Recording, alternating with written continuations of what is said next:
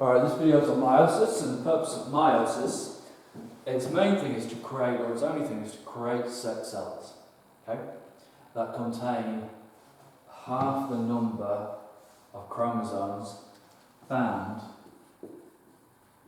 in a body or somatic cell.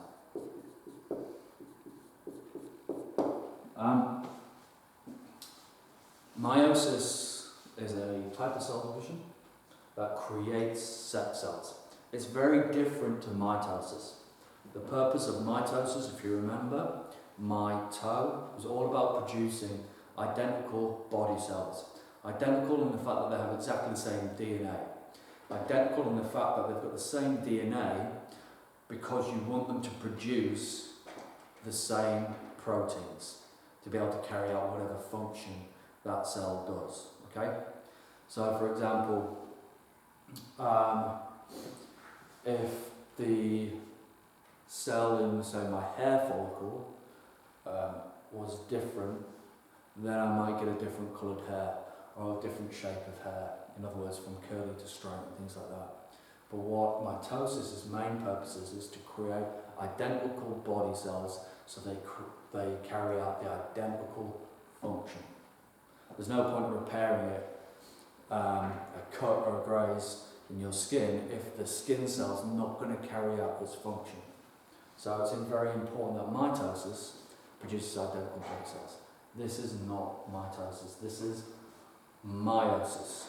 And this is to create sex cells or gametes. Gametes is a fancy word for sex cells. There are a male sex cell or a male gamete, and there is a female gamete, because in creating sex cells is for sexual reproduction. Okay?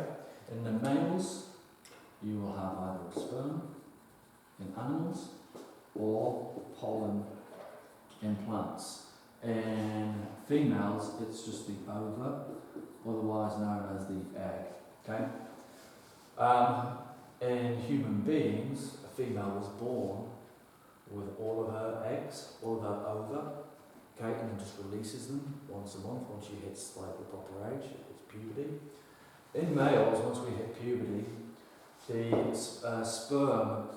sperm's produced continually. The sperm's produced at about 1,000 sperm per second. So the rate of meiosis in males is massive compared to the rate of meiosis in females. Okay, but you don't really need to know why or how that happens. So the first thing to explain is that the purpose of meiosis is to half the number of chromosomes found in a body cell. So in an exam question you may be given different species from a human being. You might be given a horse, or you might be given a certain fern or a plant or something. If you are, you will be told the number of chromosomes. And you'll be told that the number of chromosomes found in the body cell, so let's do this out of a body cell, or somatic cell, or they will tell you the number of chromosomes found in a sperm or egg. Okay? So they will tell you the number of chromosomes either found in here or in here, and you'll be expected to be able to maybe work things out. Okay? So, let's just keep this simple to begin with. And what we'll start off with is we'll start off with humans, because everyone's familiar with humans because you are one. And the second thing is that in 99% of the population, human beings have 46 chromosomes found in a body cell or a somatic cell. Okay? So, this is 46 chromosomes. And I'm going to use 23 from your mum, okay? And then from your dad, there's 23 chromosomes. Those symbols represent female and male, so 23 from your mum, 23 from your dad, or 23 maternal chromosomes, and 23 paternal chromosomes. The chromosomes get 1 from your mum and 1 from your dad. Okay, so this then will then match up because they are the same size, containing the same genes, and you'd end up with a homologous pair of chromosomes. Okay, that's in a body cell. But the purpose of meiosis is to have the number of chromosomes found in a body cell. Okay, so the cell originally starts off with 46 in a human being. But the problem is, if you don't have the number of chromosomes, this is what happens. So just bear in mind that we know that it definitely has to contain 46. So whatever we make in the end has to contain 46 chromosomes. So if the sperm here, and this means the fertilisation is happening. So this is the fusion of a sperm and an egg. And I'm going to do this in red because it's not correct. So this is 46 chromosomes. And this is if the chromosome number did not halve. This is 46 chromosomes. This here is your dad. Okay, let's hold that in. We'll just do that like that. And then that's the female gamete, the egg or the ova. Fertilisation happens where the two fuse together to form the zygote, the first cell. There's the zygote. Now, in this case, we've not halved the number. We've just gone, there's 46 chromosomes, and we've ended up with 46 chromosomes in the sperm and in the egg. So in that zygote, when those two join together, we've ended up with 92 chromosomes.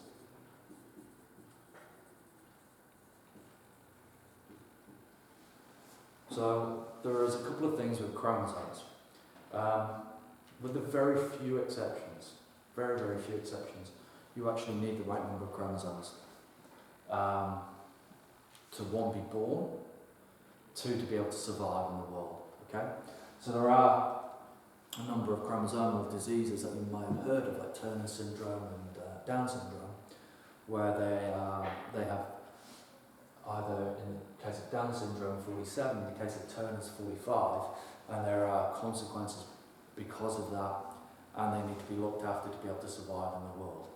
Most human beings have 46, so we don't need that sort of care. Okay? So if we were born, if a human being was ever to be born like this, it wouldn't work out, they wouldn't be born, the zygote wouldn't make it, it wouldn't divide to create a human being. This would not ever happen.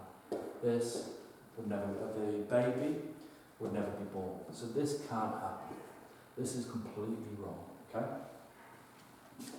So, what has to happen is the chromosome number must be halved. And what you end up with is you end up with a sperm, and I'll do this in black, containing 23 chromosomes. And you end up with an egg containing 23 chromosomes. So that when they fuse through fertilisation, the original number, 46 chromosomes, is restored. This now contains 46 chromosomes. Half from your dad, half from your mum. This is a 23 single chromosomes. This is 23 single chromosomes.